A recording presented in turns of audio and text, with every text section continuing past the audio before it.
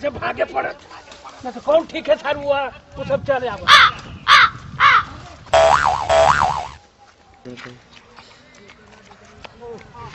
madam जी ऐसे तनी बेगवा पकड़ो बा अब तो पकड़ा ना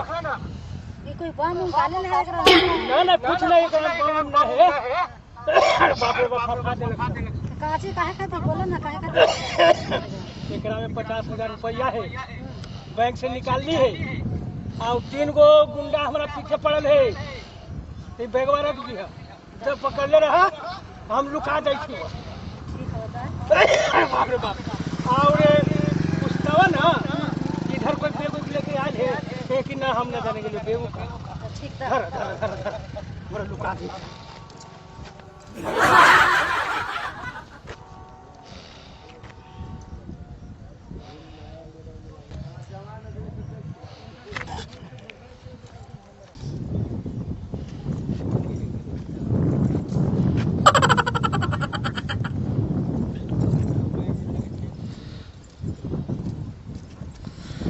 इधरे में भागला के मैं बैगवा लकी इधरे में भागला पूछो ना बैगवा में क्या लेके भागला कैसे ये मैडम जी है ना मैं बैग क्यों लेके गया है चोरी को चोरी करके कोई बताइए गांव घर हो के झूठ न बोलिए झूठ के लिए हम ना देख ले ही था ये नहीं मैं गली अब ना देखली कैसे मोबाइल चला रही है काम ना देख ली मोबाइल में तू झूठ बोली था एकरा मतलब तोरो हाथ है एकरा में ना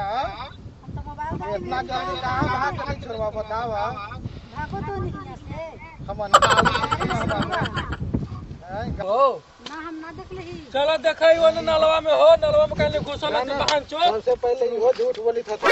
ना चलो देखई नलवा में 50,000 रुपया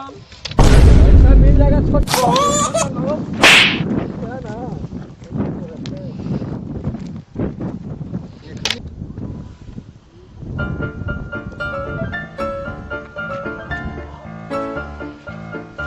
मैडम जी वो बेगवा जो दिल्ली अच्छा बनाते हूँ देख हमरा भी ना खावा अरे बाप रे बाप कितना झूठ बोली थी अपने हमारा बेग दा हमार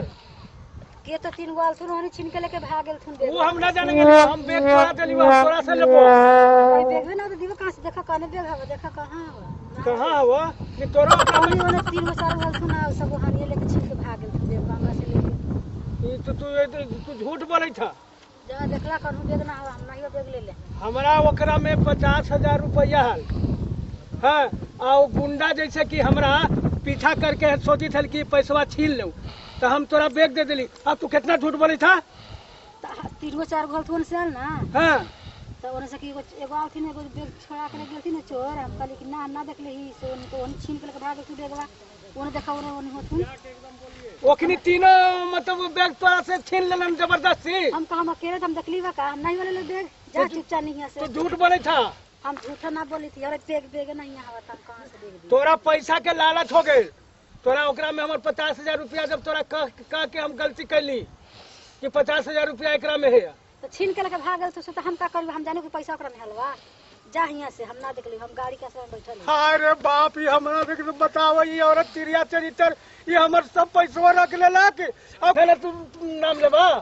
ना हम ना ये वाला जटिया चप्पा ना हम ले ले अरे बाप रे बाप ई जो भाई की कैसे मार देबा पैसा हमर ले लेला के अब चप्पल निकाल ले अरे बाप रे बाप रे बाप